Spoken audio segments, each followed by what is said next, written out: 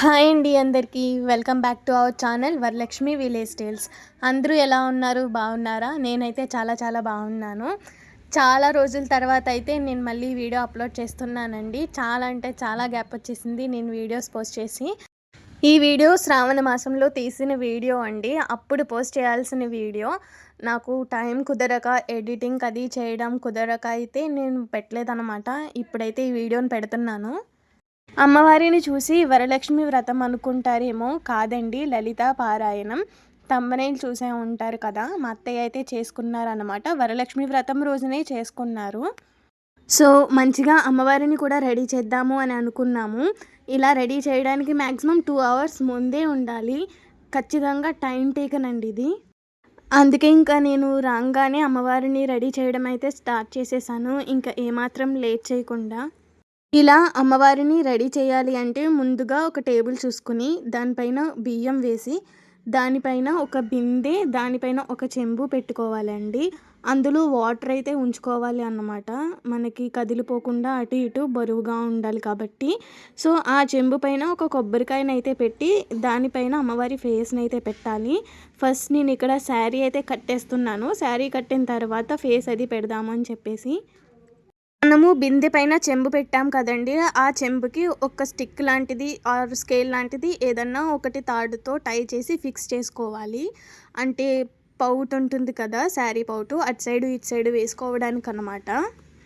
శారీ కట్టడం ఎలా ఉన్నా దాన్ని అడ్జస్ట్ చేయడం అనేది చాలా కష్టమండి.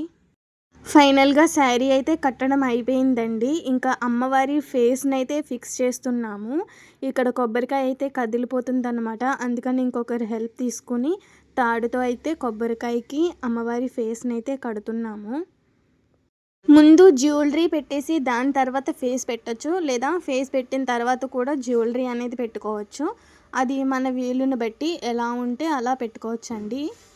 నేను వీడియోస్ అప్లోడ్ చేయకపోవడం వల్ల చాలామంది అయితే అడుగుతున్నారు నన్ను, ఎందుకు అప్లోడ్ చేయట్లేదు అని చెప్పేసి. ఇన్స్టాలో కూడా మెసేజ్ చేస్తున్నారన్నమాట, ఎందుకు అప్లోడ్ చేయట్లేదు అని చెప్పేసి.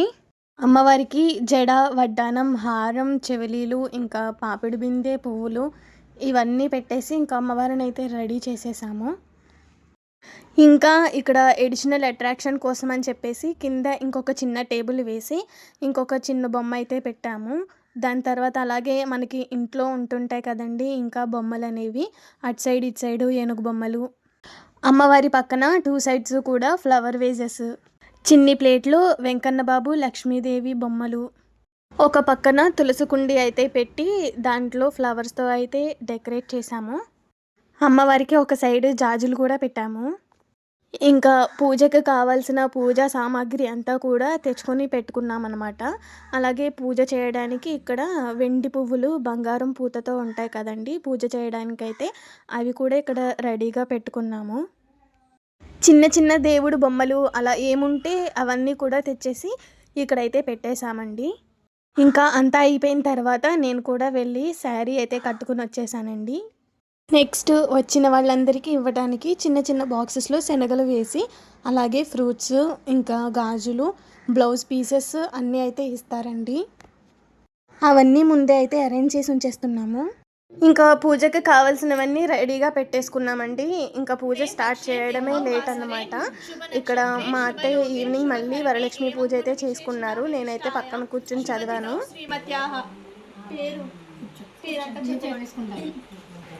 గోత్రవత్యాః సభత్కృత్కాయః అస్మాకం సహకుటుంబానాం క్షేమ స్థైర్య ధైర్య విజయాయురారోగ్యైశ్వర్యాభివృద్ధ్యర్థం ధర్మార్థకామ మోక్ష చతుర్విధ ఫలపురుషార్థ సిద్ధ్యర్థం సత్సంతాన సౌభాగ్య ఫలావాప్త్యర్థం శ్రీ వరలక్ష్మీ దేవతాముద్దిశ్య శ్రీ వరలక్ష్మీ దేవా ప్రీత్యర్థం కల్పోక్త విధానేన యావచ్చక్తి ధ్యాన వాహనాది షోడశోపచార పూజాం కరిష్యే తదంగత్వేన కలశ పూజాం కరిష్యే అని సంకల్పము చేసుకొని పాత్రను గంధము అద్ది కుంకుమ బొట్టు పెట్టి నీటిలో గంధము, పుష్పము, అక్షతులు వేసి కుడి చేతితో కలశము పట్టుకొని శ్లోకం.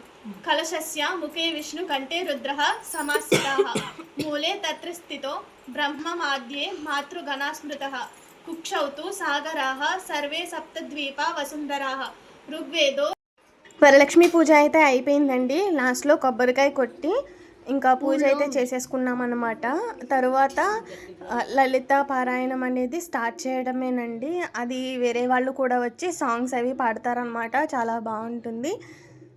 ఇక్కడ ఫస్ట్ అయితే అమ్మమ్మ గారు అయితే పాడుతున్నారనమాట.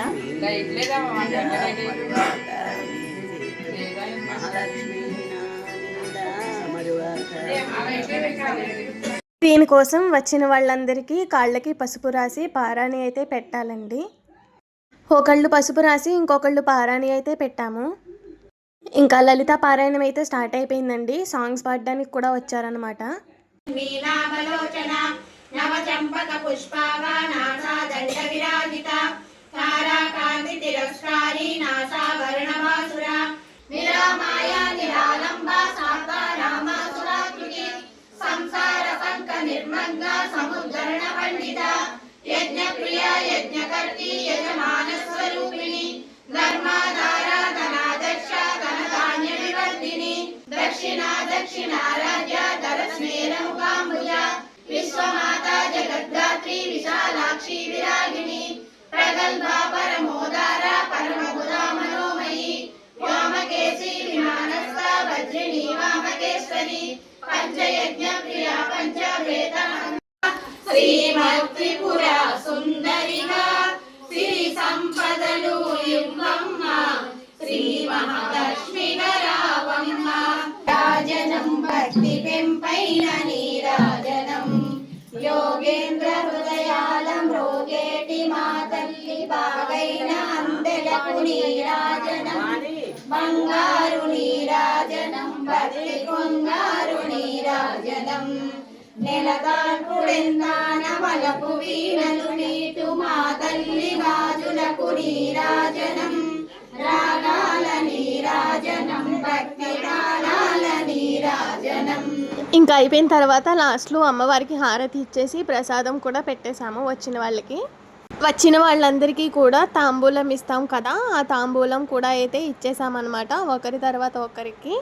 లాస్ట్లో నేను కూడా తీసుకుని ఆశీర్వాదం అయితే తీసుకున్నాను.